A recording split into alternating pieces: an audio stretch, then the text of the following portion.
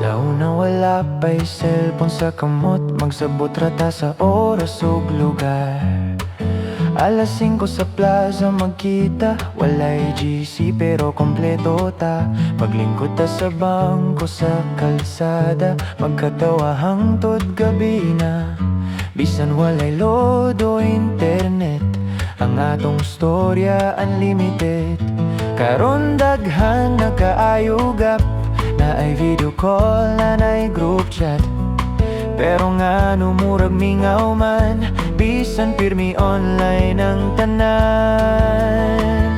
Mas kusog ang signal pero mas layo ta, tapad ra pero dili magkita.